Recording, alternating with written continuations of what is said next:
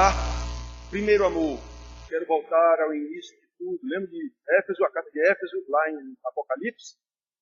Éfeso, até que vocês estão bem, até que vocês rejeitaram os falsos mestres, os falsos ensinos, tudo em ordem. Só que tem um detalhe aí. Vocês abandonaram o primeiro amor. Como eu ensinei aqui, provavelmente essa carta, quando Jesus escreveu essa carta, esse primeiro amor que abandonaram já era a segunda geração. Os primeiros que se converteram, segunda ou terceira, sei lá, geração, já não tinham mais o que os pais aprenderam. Por quê? Porque os pais não ensinam os filhos. Isso é normal. A história de Israel, a gente vê isso. Uma geração, segunda geração, terceira geração, quarta geração, está tudo abandonado. Já perderam tudo, praticamente. Jamais.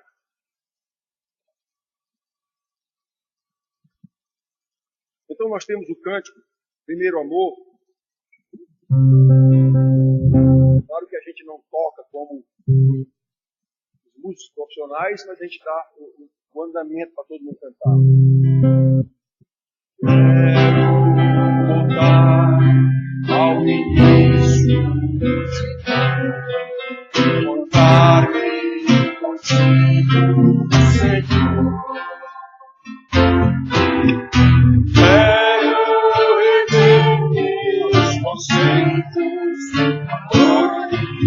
Eu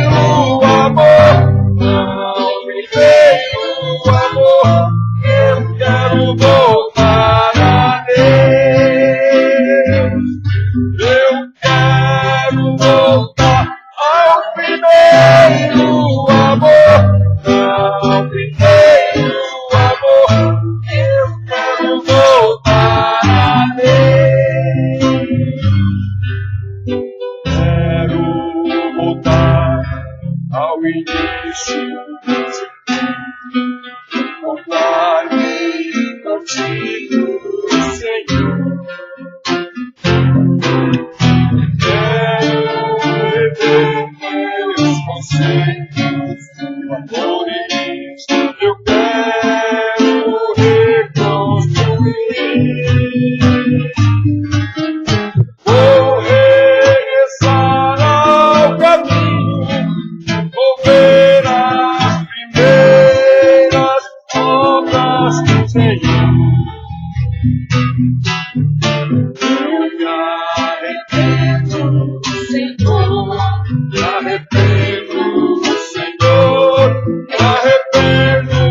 Senhor.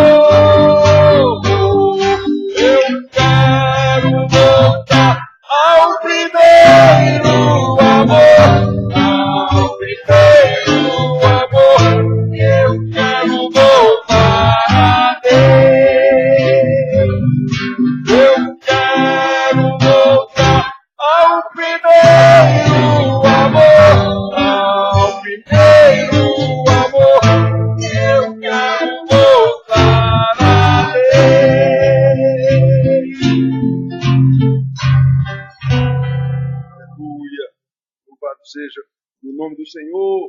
E o que eu mais quero, uma vez entendido isso, como preciso voltar ao primeiro amor, o que eu mais quero é amar a Deus como fruto do amor dele por mim. O que eu mais quero é louvar a Deus, dizer do seu poder, da sua grandeza, da sua misericórdia, da sua graça que me salvou. E, como prova de que eu estou dizendo é verdade, o que eu mais quero é servir ao Senhor. Como é que eu sirvo ao Senhor? Como é que se materializa esse serviço? Ao próximo. Servindo ao próximo.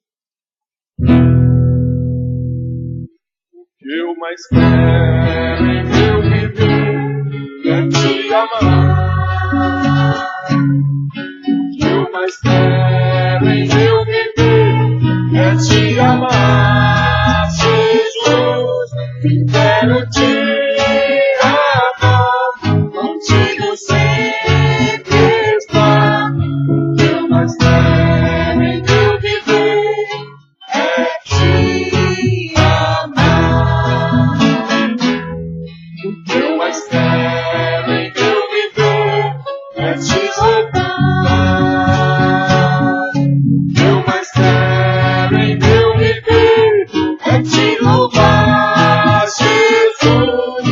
quero te louvar, contigo sempre estar. O que eu mais quero em meu viver é te louvar. O que eu mais quero em meu viver é te servir. O que eu mais quero em meu viver é te servir, Jesus. Quero te servir, contigo sempre estar. O que eu mais quero em meu viver é te servir. João, vamos continuar louvando. Tudo que nós queremos, ó Deus, é te seguir, te amar, te louvar, mas sem o Senhor, nada disso poderemos fazer. Por isso, precisamos de Ti a cada instante, a cada dia, precisamos ouvir a Tua voz, e além de ouvi-la, precisamos dar ouvido, precisamos entendê-la, precisamos colocar em prática.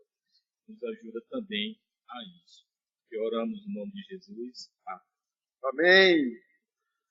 Irmãos, podem sentar.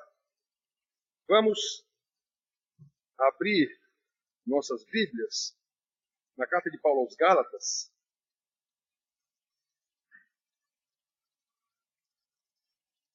A disputa entre os estudiosos se esta foi a primeira carta ou a de 1 Tessalonicenses. Essa ou 1 Tessalonicenses. Há uma disputa. Alguns dizem que foi 1 Tessalonicenses, outros que foi esta. Bom, isso não importa tanto não. O que importa é o ensinamento que as duas nos trazem. Não há disputa de que as duas, tanto Gálatas quanto Tessalonicenses, realmente foram escritas por Paulo. Das outras cartas, várias delas, há disputa sobre isso também. Muito bem, irmãos, então nós vamos abrir em Gálatas capítulo 3. Capítulo 3. E vamos ler 2 versículos, o 23 e o 24, e trabalhar um pouco sobre a lei de Deus e seu propósito, né? Então diz assim: mas antes que viesse a fé, estávamos sob a tutela da lei, e nela encerrados para essa fé que de futuro haveria de revelar-se. De maneira que a lei nos serviu de aio para nos conduzir a Cristo, a fim de que fôssemos justificados por fé. Deus nos abençoe, nos ajude para entender os seus ensinamentos e essa ajuda, obviamente, há que continuar, há que seguir para que possamos colocar esse entendimento em prática. Então, normalmente a gente diz que conhecimento e sabedoria são sinônimos. Ou não. Ou não. Conhecimento qualquer um pode ter, desde que estude. A sabedoria, não. Sabedoria é colocar esse conhecimento em prática da forma certa. Isso aí Deus nos ensina na sua palavra. Você vê muita gente cheia de sabedoria aí e não é convertido, é uma má pessoa, é um mau profissional, então ele não tem sabedoria, não é cheio de conhecimento. Então ele não tem sabedoria, ele tem não sei quanto diploma. Mas sabedoria não. Muito bem, irmãos, então olhem só. Qual o propósito da lei de Deus? Ela ainda é válida para nós hoje? Essa semana eu recebi algumas, eu sempre recebo perguntas de irmãos, eu disse para vocês hoje de manhã aqui, duas bem interessantes. Um de um irmão presbiteriano e outro de um irmão batista. Um dizendo que, segundo a lei, hoje nós aqui, quem comer carne de porco já está no inferno, não tem mais quem tire. Meu Jesus. Isso era uma pregação do camarada e o rapaz, mas pastor, está certo? O outro era pior ainda. Mulher que usa brinco, sem chance, está no inferno até. Mas rapaz, como é que pode? E esse eu lembro ainda dele dizer por quê? Porque até desde lá de Êxodo, desde lá, Arão, quando pediu para fazer o bezerro de ouro lá, ele pediu, as mulheres tirem os brincos das orelhas. O que eu queria não era o brinco, ele queria o ouro para fazer. O problema não estava no brinco, estava no ouro que ele estava. O cara usa isso para explicar que mulher, se usa brinco, está no inferno. Meu Deus, então repare, Essa lei, que tinha um bocado de coisas para Israel naquele contexto, naquela situação, naquela cultura, isso se aplica, costumes daquela época, isso se aplica a nós hoje. Essa lei ainda é válida. É comum a gente ouvir a frase que hoje nós não estamos mais debaixo da lei, e sim debaixo da graça, até porque Paulo diz isso, só que o cara também não entende qual é o contexto que ele está dizendo isso. Não estamos mais na dispensação da lei, agora estamos na dispensação da graça. Só que a gente tem que pensar o seguinte, irmão, se Deus é eterno, a sua lei, que é a sua palavra, também é. Ela também é. Ela não pode ser invalidada. Né? Ela não pode ser invalidada. Se Deus é o juiz da sua lei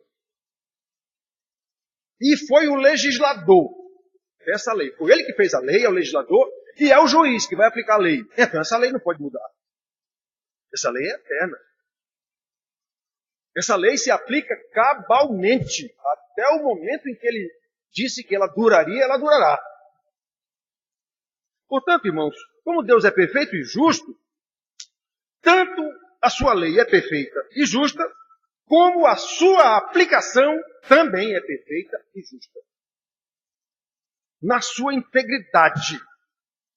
E essa lei, ela foi destinada, digamos, para funcionar, como o nome já diz, funcionar com basicamente 3 funções. Tem um uso tríplice, digamos assim. E a primeira função da lei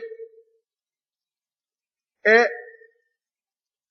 servir, digamos assim, de espelho, para que a gente, nessa lei, um visor, digamos assim, um telescópio, alguma coisa assim, para enxergar quem é o legislador, quem fez essa lei, como é que ele teve essa sabedoria para fazer essa lei, esse poder para fazer cumprir essa lei, quem é Deus. A primeira função da lei é nos mostrar quem é Deus, o autor dessa lei, o legislador. Quem é Deus? Então essa lei reflete para nós como esse Deus é santo, como ele é poderoso, como ele é justo. A sua lei não tem uma falha. Ela é perfeita. Então a lei tem essa função, de nos mostrar logo de cara isso, quem é convertido. E aí se ele vê isso, ele consegue ver como eu estou distante. Como eu estou distante do que essa lei determina, do ideal que essa lei diz que deve ser. Como eu estou distante. Então a lei revela o nosso pecado, a nossa pecaminosidade, as nossas deficiências. Mesmo quando nos esforçamos para cumprir a lei, depois até de entendê-la, mesmo quando nos esforçamos para cumprir, ela nos obriga, à medida em que tentamos atender às suas exigências, ela mesma nos obriga a reconhecer a nossa incapacidade de cumpri-la. De saber que nós precisamos da graça de Deus. Jesus disse, sem mim nada podeis fazer. Paulo, no capítulo 7 de Romanos, há muita disputa sobre isso, que Paulo disse, ele diz isso. A lei é boa. E eu quero cumprir essa lei. Mas o que eu quero fazer, isso eu não faço. A lei é boa. Eu não quero descumpri-la. Mas aquilo que eu não quero fazer, isso eu faço. Desventurado homem que sou. Então o próprio Paulo sabia como a lei de Deus é perfeita e como nós somos imperfeitos. Capítulo 7 de Romanos, ele explica isso lá, do 14 ao 25 mais especificamente. Então, irmão, nesse aspecto, a lei destina-se a nos dar conhecimento de Deus, do pecado, uma vez que enxergamos Deus, enxergamos o pecado pela sua lei, como Paulo diz em Romanos 3, capítulo 3, versículo 20. Visto que ninguém será justificado diante dele por obras da lei, em razão de que pela lei vem o pleno conhecimento do pecado. Então a lei não tem como me justificar, porque a lei aponta o meu pecado. E agora, como é que eu vou ser justificado se a lei aponta o meu pecado e eu não tenho condição de cumprir essa lei? A lei é exatamente para isso, para mostrar. Essa é a lei de Deus que é santa e você é um pecador. Você tem que fazer o que Deus determinou. Irmãos, que coisa impressionante. Como a lei de Deus é eterna, portanto, anterior aos nossos pecados, essa lei vai sempre apontar algum pecado meu. Ela é anterior ao meu pecado. Ela vai já apontar Qual é a minha penalidade para esse pecado? Vamos já ver isso aí. E ela vai apontar também como é que eu me livro dessa pena. A lei é perfeita, irmãos. É perfeita. Olhem só. Já disse mais ou menos aqui tudo por me contar. Ela mostra quem é Deus, mostra quem é o pecador, mostra que o pecador não tem condição de cumprir a palavra de Deus, mostra que em não cumprindo ele está condenado e mostra qual é a solução para ele sair dessa condenação. A própria lei já vê tudo isso. É a lei de Deus. Isso vale ou não vale? Claro que vale. Nunca vai deixar de valer. Né? Então, irmãos, preste atenção. A lei é anterior aos nossos pecados. Eu lembro bem da minha filha mais nova. Já contei isso aqui várias vezes para vocês. Velha assim mesmo. Repete a história, não sei quantas vezes. Queria namorar, bichinha. Já na faculdade, nunca tinha namorado. E no último ano da graduação, ela veio dizer que tinha um rapaz lá gostando dela e tal. Minha filha, ele é crente? Não, diga então, sem chance. Nem vamos insistir nisso. Tá certo, paizinho. Chama de paizinho. Tá certo, paizinho. Foi pro mestrado. Foi pro mestrado com 17 anos. Não é? Foi pro mestrado com 21 anos. Terminou com 22. Aí lá no mestrado, de novo, arranjou ela com 17 anos. Ela entrou com 16 na faculdade, 16 para 17. Terminou com uns 4 anos de graduação. E em seguida, ela nem tinha terminado ainda o último ano, do 4º ano, quando passou na seleção para o mestrado em Recife, e foi para o mestrado em Recife logo em seguida. Terminou aquilo com a prova, começou o mestrado. E lá de novo apareceu um fulano chamado João. Papai, o João lá. Mas minha filha é crente? Não. Então você já sabe a minha conversa. Mas paizinho, eu amo o João me ama. A gente está, sabe, se entendendo. Isso é fora de cogitação. Mas não foi Deus que botou esse amor no meu coração, paizinho? Foi. Então... Só que antes de ele botar esse amor no seu coração, ele já disse na sua lei que você não deve namorar quem não é da sua fé, quem não é crente. É, né, paizinho? Diga, é. Vamos orar, minha filha. Então, ore, papai, ore. Eu nunca arrumei um namorado. Eu tinha 21 anos. Terminou o mestrado com 22 anos. Arranjou lá no finalzinho do mestrado um rapaz crente. O primeiro namorado dela é o marido dela, até hoje. Tem 2 filhos já, graças a Deus. Então, irmãos, a lei de Deus é anterior aos nossos pecados. Então, quando eu peco, já há uma lei dizendo que é pecado. Já há uma lei dizendo qual é a pena para esse pecado. E já está na lei também dizendo qual é a solução para esse meu pecado, para essa pena. Tudo isso está na lei. Então, vamos chegar lá, irmãos. Isso, irmãos, nós temos que entender. Na nossa lei, eu já disse isso aqui. Daniel, que está aqui, é advogado. Eu não sei se tem mais algum advogado aqui, mas... Isso chama-se, na nossa legislação, o princípio da legalidade. Para alguma coisa ser crime, tem que haver uma lei dizendo que aquele procedimento é crime. Se não houver uma lei dizendo que aquele procedimento é crime, não é crime. Como é que é crime se não tem lei dizendo que é crime? Entenderam?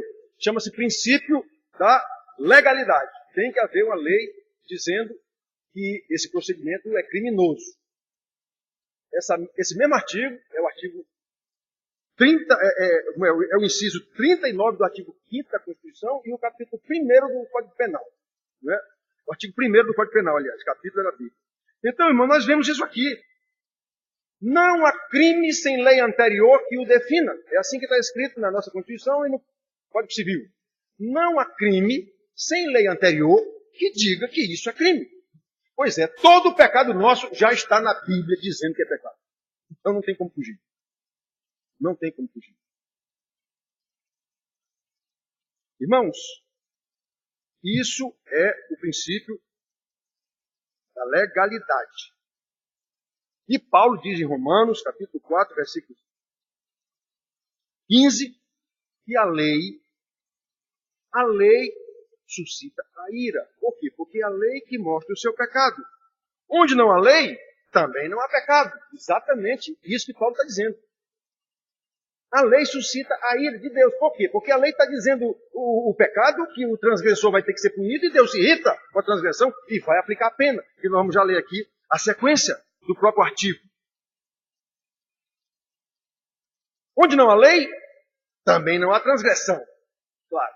Se não há lei dizendo, eu sempre cito esse exemplo aqui, se não há nenhuma lei dizendo que eu não posso matar um cachorro na rua, não é pecado matar um cachorro na rua, mas tem lá lei dizendo que é proibido fazer isso com os animais e tal, independente de ser cachorro ou não. Há casos específicos, de animais específicos em extinção, você não pode matar um peixe-boi. Pronto. Se você matar um peixe-boi, tu nunca mais sai da cadeia. Então, tem isso, irmão. E mais, a lei já diz também qual é a pena no caso da infração, que aí é outro princípio da nossa lei, que chama-se princípio da anterioridade. Né? Tem que dizer qual é a pena.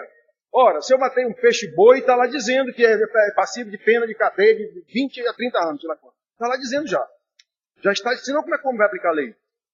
Pela cabeça dele? Não. Naquele prazo de tanto a tanto, o juiz vai colocar o termo dessa prisão do camarada. Até quando? Mas é de tanto a tanto. Já está determinado isso na lei, irmão. Não é? Já está. Na continuação, nós vimos isso. Não há pena sem prévia combinação legal. Então eu não posso prender um cara porque eu quero prender. O policial às vezes faz isso, soldado de polícia, porque não conhece a lei. Não pode, meu amigo. Para prender o cara tem que estar de acordo com a lei. A lei diz que o cara deve ser preso. O juiz não pode julgar, mandar prenda esse cara aqui. 100 anos. Não pode. A lei já está dizendo até quanto é que ele vai ter que ser. Tem a lei dizendo qual é o crime, se ele fizer, e tem a lei na mesma lei dizendo qual é a pena que ele vai pegar porque cometeu esse crime. Pois a Bíblia sabe de tudo isso muito antes da nossa Constituição. A Bíblia já é assim muito antes da nossa Constituição. Não foi o doutor Ulisses Guimarães que inventou isso. Está na Bíblia. Antes de qualquer Constituição dessa aí. Então nós precisamos prestar atenção nisso, irmão.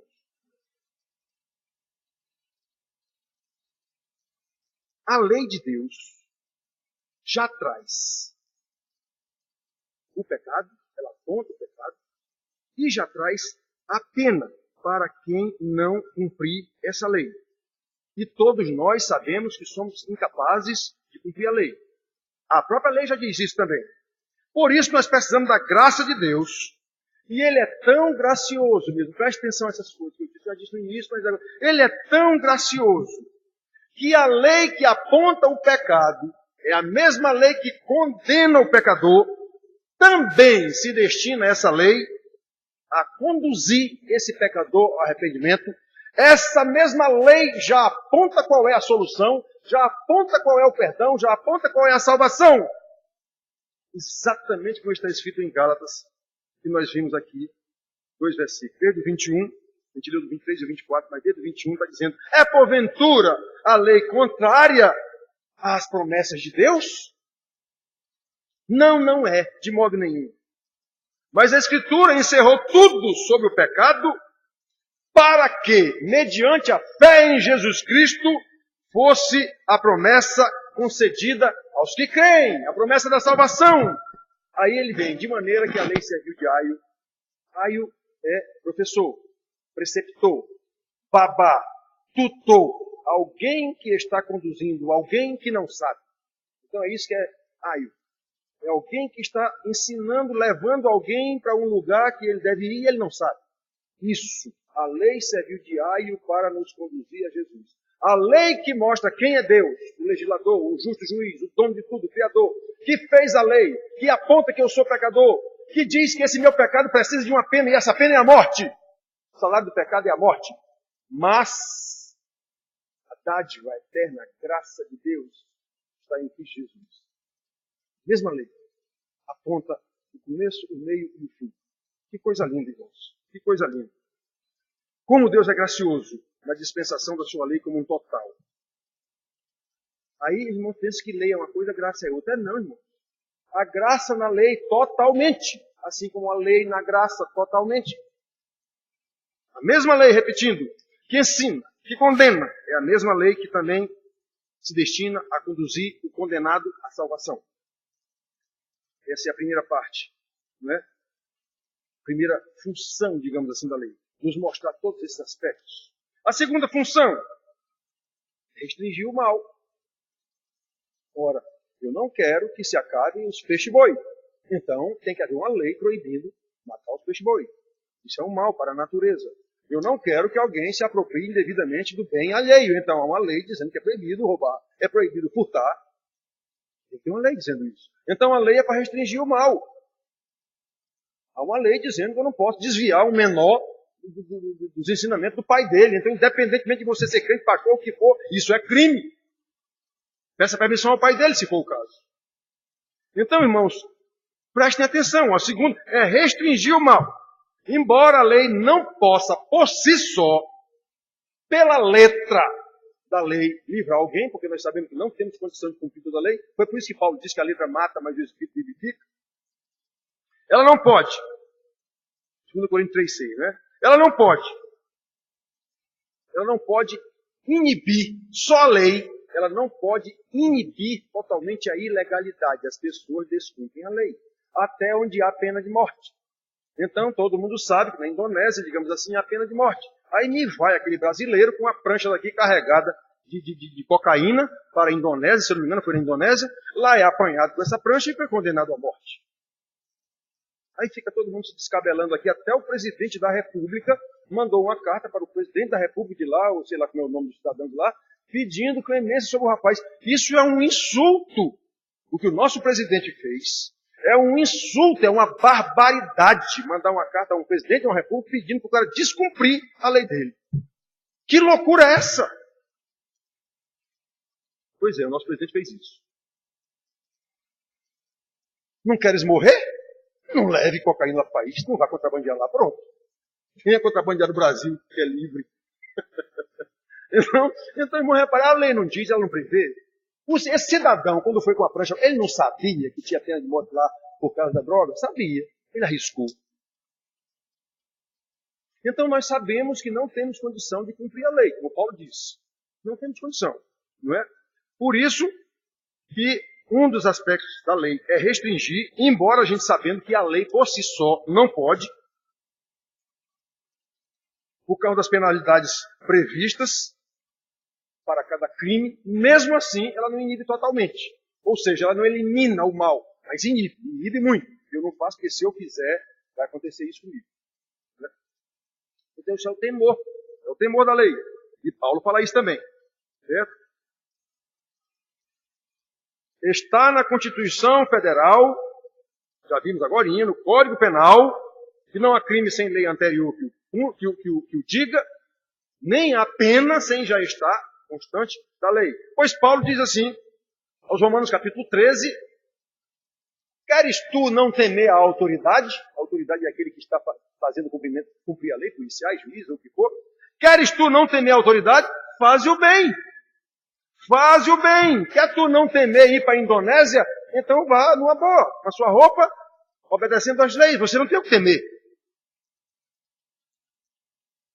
Faze o bem e terás louvor dela. Nós temos conhecimento de casos de brasileiro em um país desse, onde é tudo direitinho. A pessoa ia andando no seu carro e dobra a esquina e não sei o quê, e o carro da patrulha atrás. E ela vendo que vinha um carro da patrulha atrás.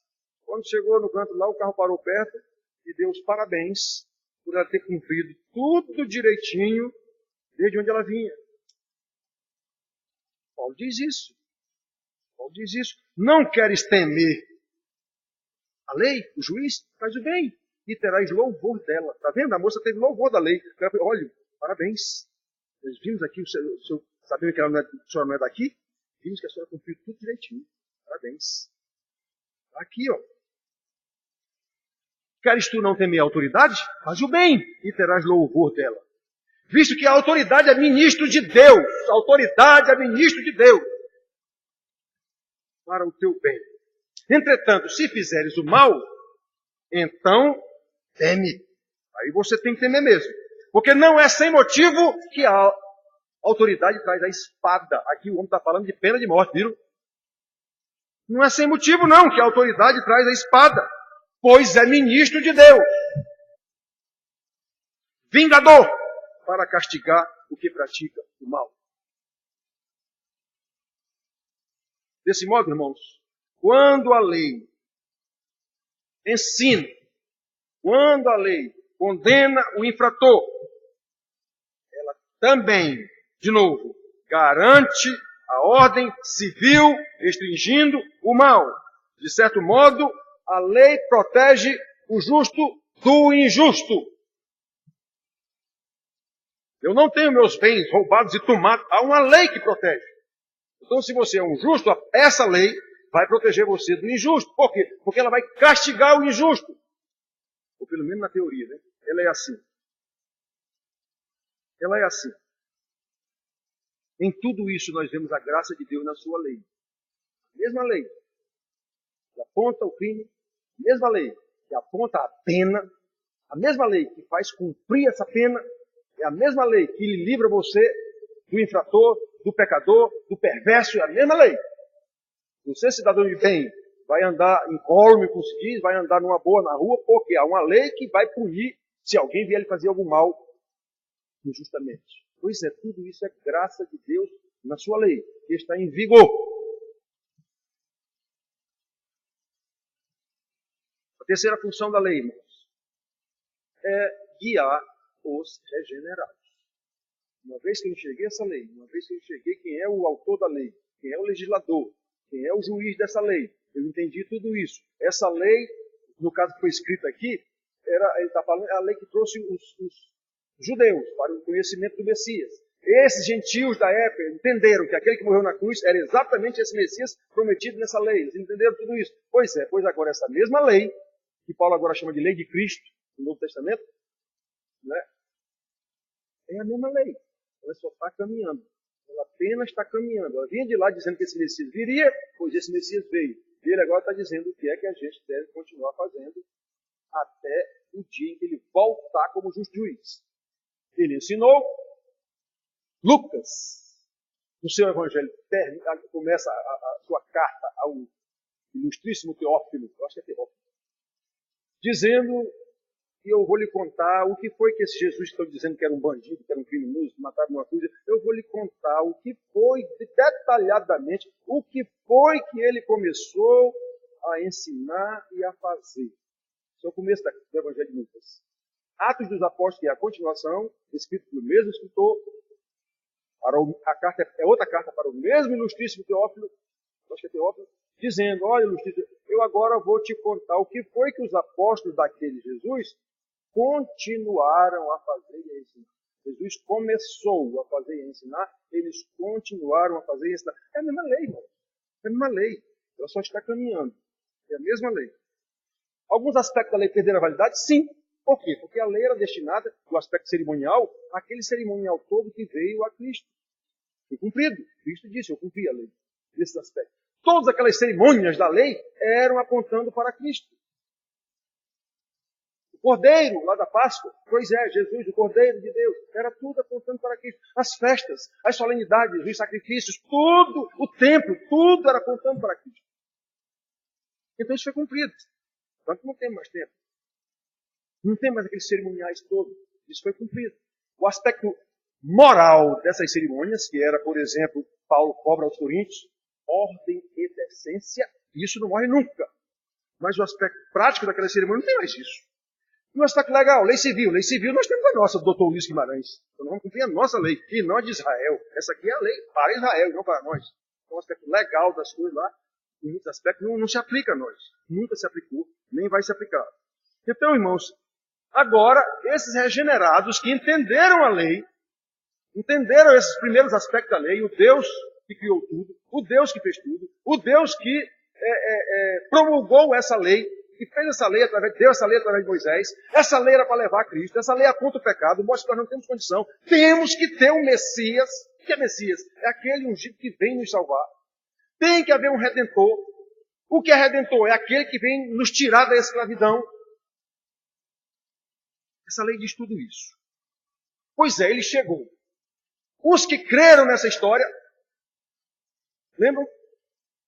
Para que todo aquele que nele crê não pereça, mas tenha vida eterna. Final de João 3,16. Pois é, todos já estão condenados antes, mas aquele que crê não pereça, que é sinônimo de condenação, mas tenha a vida eterna. Pois é, esses que têm a vida eterna, que entenderam isso, agora vão ser educados, vão ser discipulados, vão ser disciplinados por essa mesma lei.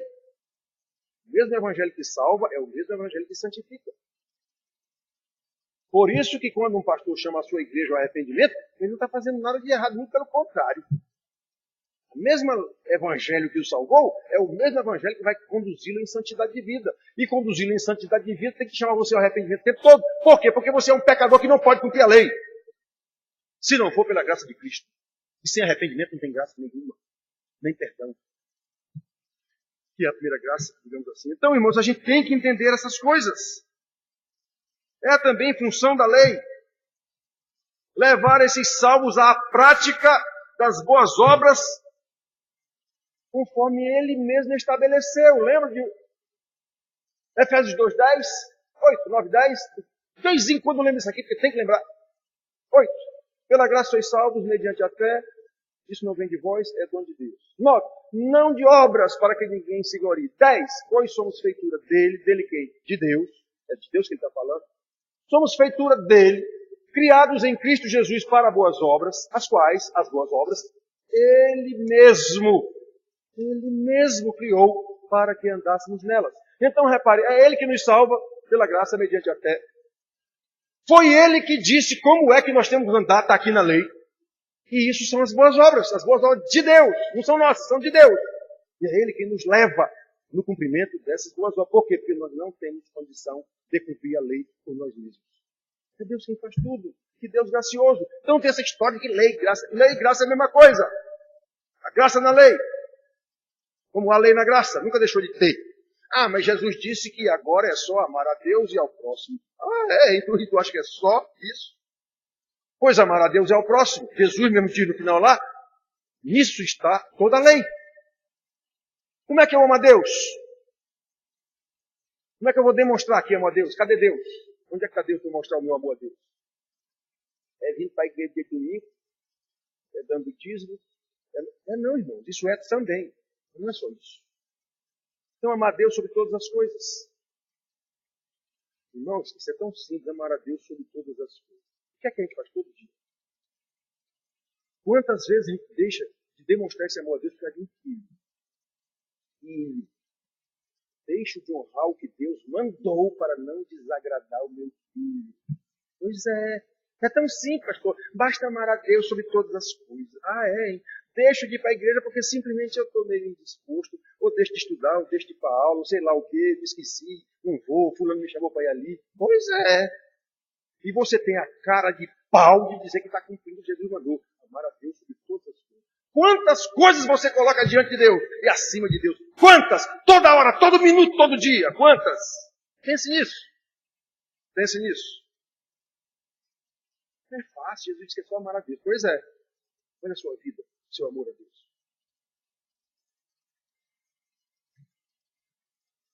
Segundo, amar ao próximo como a ti mesmo. Nisso, cumprirás toda a lei e os profetas, que é todo o Velho Testamento. Ele diz a lei e os profetas e os salmos, às vezes, é todo o Velho Testamento. Então, irmãos, olha só. Eu boto tudo adiante de Deus, na verdade. Quando eu venho para a igreja, não sei o que, na verdade eu estou fazendo o que me é cultural. Na grande maioria dos casos, é simplesmente cultural. Eu vou para alguma igreja, seja qual for. Se eu for dito evangélico, eu vou para a igreja evangélica. Se eu for da Umbanda, eu vou lá para o culto da Umbanda. Se eu for do Candomblé, eu vou para o culto do Candomblé. Se eu for espírita, eu vou para o culto do espírita. Se eu for católico, eu vou para o culto do católico. E assim por diante. Cultural. Todos têm exatamente o mesmo valor, se não houver conversão verdadeira. Todos. Então, irmãos, quando eu coloco meio mundo de coisa diante de Deus, eu estou provando claramente que esse mandamento que Jesus disse, amar a Deus sobre todas as coisas, não está sendo aplicado em mim, nem por mim. E ao próximo a ti mesmo, o que é que eu estou fazendo pelo meu próximo? Hoje de manhã eu falei para vocês aqui. O jovem rico, dos evangelhos, ele foi quem chegou a Jesus. Não ele chamou ele não. Foi ele que chegou a Jesus. O que é que eu faço para ir para o reino dos céus? Cumpre a lei. Ó, cumpre a lei. Eu já cumpro. Jesus não diz cumpre não, Senhor. Ele cumpria mesmo. Ele já se esforçava para cumprir tudo. Jesus diz, está certo, você cumpre mesmo. Ainda lhe falta uma coisa. Aí vende todos os teus bens, dá ao pobre, aí vem e segue. Ou seja, cadê o amor ao próximo desse homem? O amor às riquezas dele era muito maior. Ele virou a costa para Jesus e foi embora. Então, de acordo com a palavra de Deus e de acordo com o seu ensinamento geral, esse rapaz não teve como escapar do inferno. Ele virou a costa para Jesus, rumo ao inferno. Faltou a segunda parte. Ama a Deus, eu cumpro a lei. Ah, cumpri sim, mas ainda te falta um pedacinho aí da lei. Como era o próximo? Hoje de manhã eu falei aqui. Não furtarás, não roubarás, está claro, não me devo fazer isso. Sim. Quantas vezes você já vendeu alguma coisa sua para dar aos pobres? Por exemplo, Jesus disse assim, rapaz, o amor ao próximo vai vender todas as suas coisas, dê aos pobres, aí vende esse vídeo. Quantas vezes a gente abriu mão de alguma coisa do nosso interesse, do nosso conforto, para dar a alguém, detalhe, necessitado? Quantas vezes?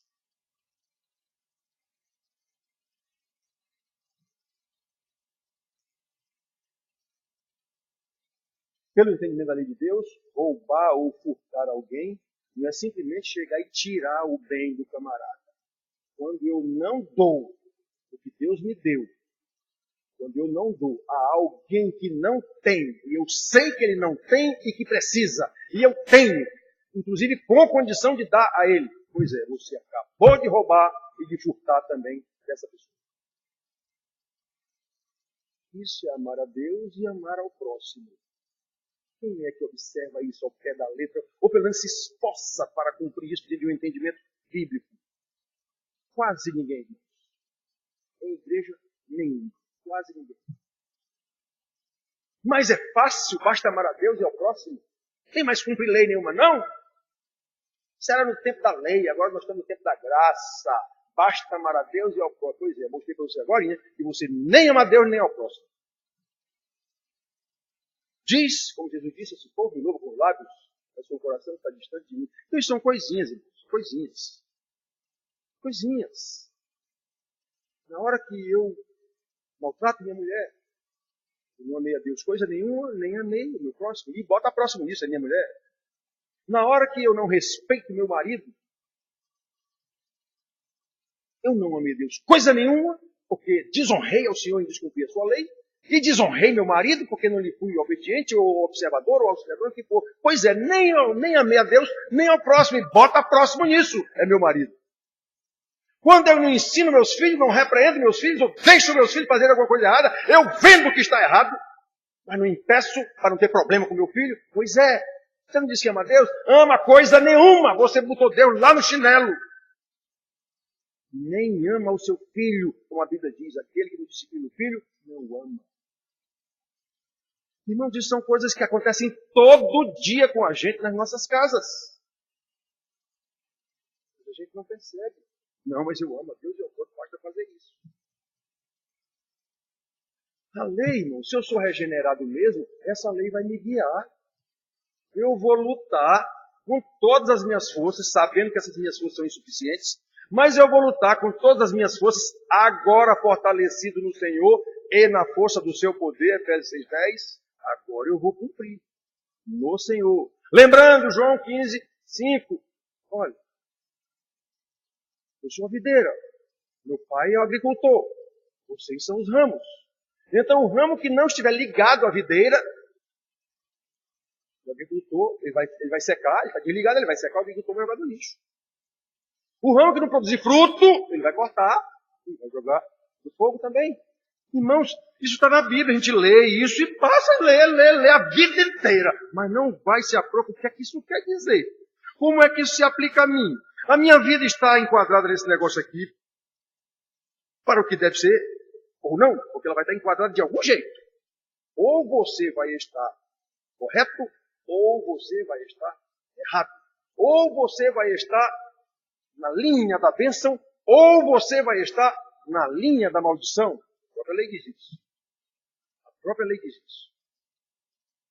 Então, irmãos, é também função da lei levar os salvos à prática das boas obras conforme ele mesmo planejou desde a eternidade, quando entregou essa lei a Moisés, quando prometeu que nessa lei vinha o Messias, que nem foi prometido lá a Eva, o descendente que virá pisar a cabeça da serpente. Como ele prometeu a Abraão, em ti serão benditas todas as famílias da terra, o teu descendente. Apontando para Jesus, o filho de Davi, filho de Judá, filho de Jacó, filho de Isaac, filho de Abraão. Esse filho não é necessariamente filho, é da linhagem. Pois é, irmãos. Nós precisamos saber disso. A prática das boas obras nada mais é do que viver em santidade de vida como um cristão. Cristão é alguém descendente de Cristo. Então ele é um cristão. Ele vai andar nessas boas obras. Por quê? Ele foi adotado por Deus como filho em Cristo. Por isso que o nome dele agora é cristão.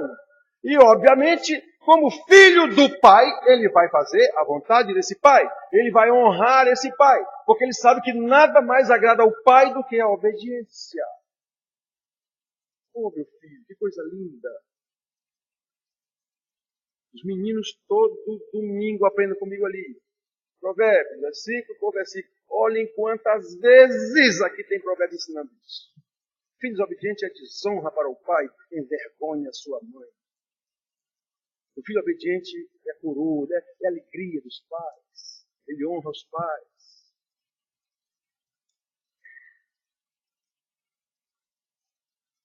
Eu tive 2 filhas. Sei claramente a diferença entre uma e outra. Uma desobediente e a outra obediente. Índole. Desde o nascimento. Que coisa incrível. Pois é. O obediente alegra. O desobediente só dá tristeza e preocupação e raiva.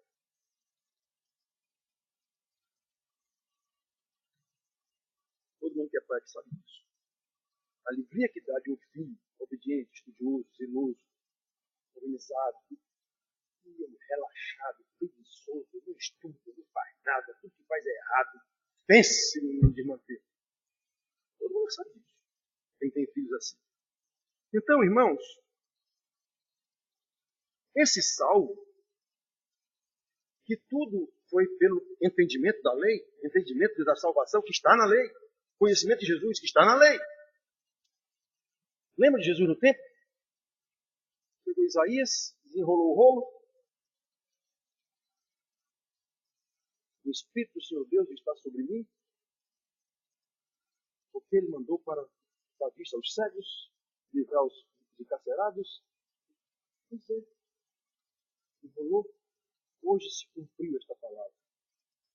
A lei falava do Messias. Esse que vinha livrar os condenados, esse que vinha dar visão aos cegos, esse que vinha curar todas as desgraças causadas pelo pecado. Pois é, hoje se cumpriu isso aqui.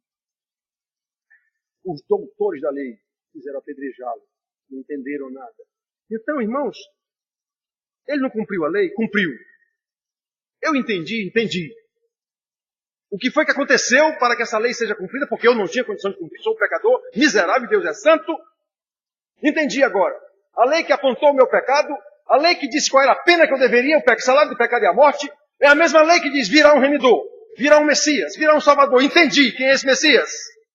Ele me salvou. Agora eu sou dele.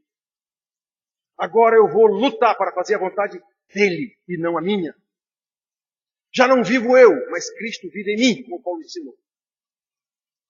É isso, irmão. Então agora, se é Cristo quem vive em mim, pelo seu Espírito, e se há uma lei de Deus, e Ele determinou, eu agora vou estudar essa lei, eu vou aprender essa lei, para lutar para cumprir essa lei. É por isso que tem discipulado aqui na igreja o tempo inteiro. Para ensinar essa lei. Quem é crente vai aprender, quem não é crente não vai aprender nunca. Eu posso ensinar aqui 30, 40, 50 anos. Eu lembro do pobre do pastor Martin Lloyd Jones, na Inglaterra. Esse homem pregou durante 40 anos na mesma igreja, lutou a sua vida inteira com Deus e com essa igreja para que houvesse um avivamento na Inglaterra, e ele não viu isso. Gastou, como se diz, os seus 40 anos pregando na igreja e fica lá dando muito. Cultura de ir para a igreja todo domingo. Quanto aquele pobre homem deve ter sofrido orando por aquela igreja 40 anos.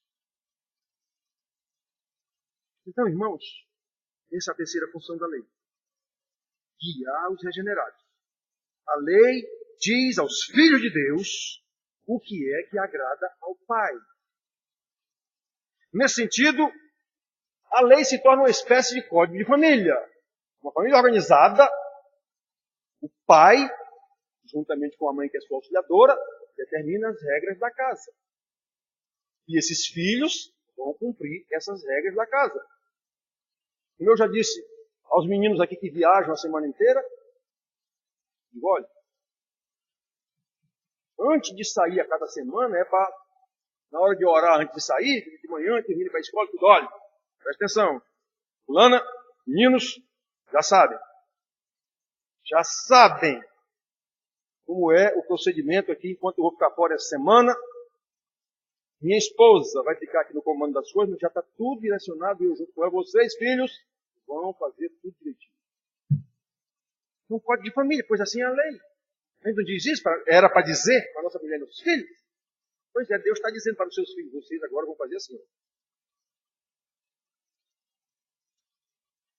E o Senhor Jesus, que ensinou aos seus discípulos, e os credenciou como apóstolos depois, antes de ir embora, ele chama a atenção desses discípulos. Olha, vocês prestem atenção. O que eu estou ensinando para vocês. Olha o que esses fariseus aí ensinam, escribas. Saduceus, olha o que eles ensinam, olha o que os falsos mestres ensinam. Prestem atenção ao meu ensino. Foi a ordem que ele deu? Ide, fazer discípulos. Não é ide não, mas qual seria? Tá bom, ide, fazer discípulos. É indo, continuem andando, como vocês andaram comigo 3 anos, continuem andando, é isso que é o ide, lá não tem ide coisa nenhuma. Continuem andando, vocês continuem andando e fazendo discípulos. Como é que se faz discípulo? Ele destrincha, pregando o evangelho, batizando e ensinando tudo quanto vos tenho ordenado, nem mais, nem menos. Então ele chama atenção. Mateus do Sermão do Monte, que eu já disse, é a estrutura da lei de Cristo. Aquele, pois, que violar um desses mandamentos, posto que dos menores, o menor desses mandamentos aqui, e assim ensinar aos homens, é considerado mínimo no reino dos céus. Em outro lugar ele diz, ai daquele que ensinar errado a um desses meus pequeninos. Sempre que Jesus fala em pequenino na Bíblia, ele está se referindo aos seus discípulos. Em poucas vezes ele fala de pequeninos como criança mesmo. Deixai vir a mim os pequeninos, era criança mesmo. Mas na maioria das vezes pequeninos são discípulos. Por quê? Porque estão aprendendo. Estão como criança, estão aprendendo. Muito bem, irmãos. Foi para isso que Jesus habilitou os seus discípulos. Foi para isso. E Paulo ensina isso. Paulo, na sua briga, coitado, com os coríntios, que não o consideravam apóstolo, certamente os donos da igreja, tinha alguém lá que era crente mesmo, mas os donos da igreja não consideravam Paulo apóstolo coisa nenhuma. Então, Paulo diz que Deus tem assim lá, o qual está se referindo a Deus, nos habilitou, eu não disse agora que Jesus habilitou os discípulos para serem apóstolos, ele nos habilitou a sermos ministros de uma nova aliança, por isso que ele fala a lei de Cristo, de uma nova aliança, não da letra, mas do Espírito, porque a letra mata. A letra vai jogar você na cadeia o tempo todo, na prisão o tempo todo, na morte o tempo todo. Ela só vai acusar o seu pecado, você não tem condição de cumprir. Mas agora nós somos ministros da lei de Cristo, não da letra que mata, mas do Espírito que vivifica. Paulo, aqui nesse capítulo, ele estava falando da pregação do Evangelho, do papel dele como pregador, dos apóstolos. E em dado momento lá atrás, no capítulo 2, ele diz, quem é suficiente para estas coisas? Que coisas que ele está falando? A pregação do Evangelho. Fazer o trabalho de um pregador do Evangelho que Jesus mandou eles pregar no mundo todo. Era sobre isso que ele está falando. Quem é suficiente para estas coisas? Resposta, ninguém. Resposta obrigatória para esse tipo de pergunta. Ninguém é suficiente para estas coisas. Aí ele continua o seu discurso e diz que isso que nós fazemos na pregação do Evangelho, não há nenhum de nós que tenha condição sequer de pensar em alguma coisa de proveito. Nós somos pecadores. É isso que ele está dizendo. Tudo vem de Deus. Aí ele diz aqui, mas a nossa suficiência, ele não tinha perguntado lá atrás, quem é suficiente para essas coisas? Aí ele sai destrinchando, ninguém. Nós não somos capazes nem só de pensar, imagine de fazer. Aí ele diz, mas acontece que Deus nos habilitou para isso. A nossa suficiência vem de Deus. Aí ele diz, é por isso que ele nos habilitou para sermos agora ministros da graça. ministros de uma nova aliança, não da letra que mata, mas do Espírito que vivifica. Que coisa linda, irmãos. Que coisa linda.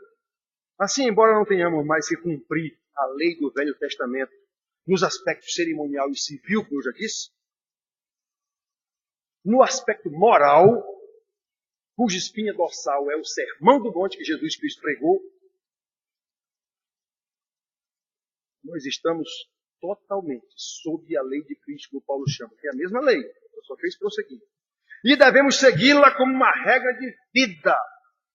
Vida ou regra de vida que nos insta o tempo inteiro. Por isso que Paulo diz a Timóteo, corrige, insta. O que é insta? Chega junto, não dá folga, não dá folga.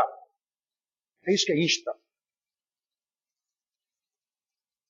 Quem acha que eu fico chamando a atenção o tempo inteiro aqui? Eu sou aprendiz de Timóteo, que Paulo ensinou a ele. Insta, chega junto, repreende, corrige. Essa ordem bíblica, que é a lei de Cristo. É a lei de Cristo. Nós temos que fazer isso. Para quê? Para que eu tenha condição de servir o próximo. Amar a Deus sobre todas as coisas e obedecer o que Ele mandou. E em obedecendo o que Ele mandou, eu vou servir ao próximo. Eu vivo é por causa do próximo, não por minha causa. Presta atenção aí quem é professor. Você ensina para você mesmo? Não. Você ensina para os seus alunos. Presta atenção quem é motorista aí. Você dirige para você mesmo, digamos assim? Não. Você dirige para algum passageiro. Se você for motorista de Uber, de táxi ou que for de ônibus, de avião, o que for. Você ama você mesmo só se for um doente mental, algum distúrbio. Normalmente você ama outra pessoa. Você vai demonstrar esse amor em outra pessoa. Nós vivemos para os outros e por causa dos outros. Ninguém vive sozinho. Nenhum sentimento se desenvolve na solidão. Nem o amor, que é o vínculo da perfeição. Eu tenho que demonstrar esse amor a alguém. A Deus, mas através desse amor a alguém. Como é que eu vou demonstrar que eu amo a Deus? Fazendo o que Ele disse para eu fazer com relação ao próximo. Eu não tenho como fazer para Ele aqui na terra. Fazer como? O que eu faço para Ele aqui é exatamente obedecer. Essa parte do amor a Deus é obedecer. Consagrar, louvar, engrandecer o seu nome. E isso não é só dizer, aleluia, glória a Deus. Sim, Senhor, glória a Deus. Que glória é essa que você está dando? Como você está demonstrando essa glória? Do que eu faço. E não está gritando glória a Deus. Então, irmãos queridos, é assim que a gente tem que ver, irmãos. O amor a Deus nos insta o tempo todo, nos constrange o tempo todo a amar o próximo. Já disse, o amor a Deus se evidencia no amor ao próximo. E o amor ao próximo materializa o meu amor a Deus. O Senhor Jesus nos ensinou tudo isso, resumindo, no Sermão do Monte também, que muitos escritores chamam de versículo de ouro. Tanto quanto, pois, quereis que os homens vos façam, fazei-o vós também a eles. Porque esta é a lei dos profetas. Mateus 7,12. Aí, no seu ensino de Paulo aos Gálatas, que ele diz que você tem que prestar atenção no outro, Paulo diz, levai as cargas uns dos outros, e assim cumprireis a lei de Cristo. No Novo Testamento, quando você fala na lei, está falando na lei lá de trás, dos profetas, dos salmos e a própria lei de Moisés. Paulo fala muito na lei de Cristo. Por quê? Porque Paulo tinha uma briga, coitado, danada com os judaizantes, porque eles queriam que os novos convertidos continuassem cumprindo aquela lei cerimonial lá. Não é mais, e Paulo, não é mais, meus irmãos, não é mais, agora é a lei de Cristo. Cristo já cumpriu isso aí. Por isso que ele faz questão de dizer lei de Cristo. Portanto, meus filhos, a lei de Deus continua em vigor. E com o mesmo propósito. E com as mesmas funções que nos ensinam a cumprir exatamente esse propósito. Qual seja, nos levar a Cristo na estatura dele, como Paulo chama de estatura do varão perfeito. E isso para louvor de Deus. Foi para isso que ele salvou os que ele salvou. Foi para isso que ele adotou como filhos em Cristo Jesus. para conduzi-los agora no crescimento em santidade de vida, como Paulo ensina lá em Efésios, capítulo 4, versículo 10, 11, 12, dizendo isso aí. E Deus deu dons de pastores e mestres para uns, para isso mesmo, para ensinar, para que a gente chegue ao conhecimento de Cristo. Então, irmãos, terminando, lembrando, a primeira função dessa lei, cujo propósito é nos levar a Deus intactos, perfeitos, santos. Sem santidade ninguém verá a Deus. É servir de espelho que reflete a santidade e a justiça de Deus, ao mesmo tempo em que nos mostra o quanto somos pecadores, sem condição de cumprir essa lei, distantes da justiça de Deus, e o quanto precisamos da sua graça para nos reconciliar consigo mesmo, como é ensinado na Bíblia, para nos libertar da escravidão do pecado e da condenação do inferno. Segunda função, inibir a ilegalidade. A lei pune o infrator no ato, inibir a ilegalidade, restringir o mal. E nesse sentido, no momento em que ela restringe o mal e pune o infrator, ela está favorecendo o justo. Ela está livrando o justo desse infrator que foi punido, desse infrator que foi preso. É para isso que tem cadeia. E a terceira função é guiar os regenerados. Aqueles que a própria lei conduziu a Cristo, o Salvador, o Senhor. E agora continua a conduzi-los em santidade de vida, pela ação do Espírito Santo, sempre em observância da mesma lei. Não há novo ensinamento para os salvos. Lembra que Jesus disse? A única coisa que ele disse, um novo mandamento vos dou. E detalhe, não era novo não. Que eu vos amei uns aos outros, como eu vos amei. A novidade era essa. Vocês vão amar a Deus como eu vos amei. E dei a vida por vocês. Foi o único mandamento novo que ele disse que deu. O resto não era o que estava lá na lei. Vocês nunca tinham entendido isso. Eu ia morrer, pois agora vocês entenderam. Então o novo mandamento é esse. Que vocês se amem do jeito que eu amei a vocês. Detalhe. Lá em Efésios, Paulo diz que o marido deve amar sua mulher desse mesmo jeito. Do jeito que Jesus amou a igreja. Dando-se por ela. Maridos, como nós estamos distantes. Precisamos entender isso. Muito bem, irmãos. Agora nós entendemos a lei como uma espécie de código de família. É meu pai que está mandando fazer assim. Eu vou fazer. É meu pai que eu tenho que honrar. É meu pai que eu tenho que respeitar. É meu pai que eu admiro. É o meu herói, é o meu modelo. Pois é. O pai que ensina o seu filho o que deve ser ensinado, esse filho jamais deixará de vê-lo como meu herói, meu modelo, meu exemplo.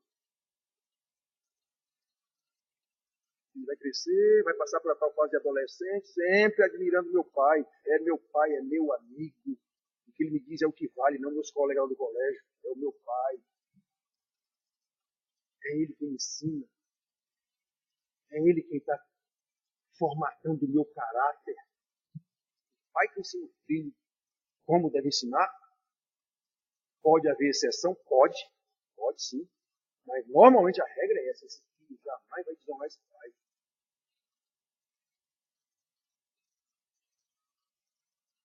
E quando o filho desonra o pai, regra geral também, pode haver exceções, mas regra geral é porque o pai não ensinou direito. Tem garante isso é a Bíblia. Muito bem, irmãos. Então agora a lei de Deus é uma espécie de código de família. Eu entendi tudo, eu vou ter que fazer isso, porque foi para isso que eu fui salvo por essa lei. Por essa lei não, pelo conhecimento dessa lei, pelo Messias prometido nessa lei. É esse Messias da lei que agora está me conduzindo, e agora eu vou fazer o que ele mandou. Já não vivo eu, mas ele vive em mim, e eu faço isso para louvor da glória do seu nome. Não podemos apartar da lei de Deus, irmãos. Não podemos. É de acordo com a lei, sintetizando o último, ele nos escolhe e se revela a nós. Ele é o Salvador, nós somos pecadores.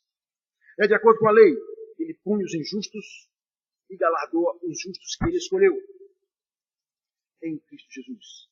E é de acordo com a lei que ele conduz esses justos, esses eleitos, esses salvos, esses filhos adotados em Cristo Ele agora conduz em santidade, no próprio poder dele, do Espírito Santo, no iluminação para entendimento e condição de cumprir a lei, andar de acordo com os ensinamentos da lei. Lembra que Deus disse, eu vou colocar os meus eleitos, eu vou colocar o meu temor para que eles cumpram a minha lei. Pois é. Essa lei, irmão, nada mais é do que as Escrituras Sagradas.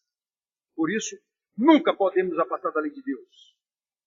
E é a sua palavra revelada a nós, conforme o seu propósito eterno de nos salvar, de nos tornar iguais a Cristo, para chegarmos na glória e ouvir: vinde benditos para a glória que nos está preparada. Tudo isso para louvor da sua glória, como João viu, aquela multidão de santos salvos louvando a Deus. Amém.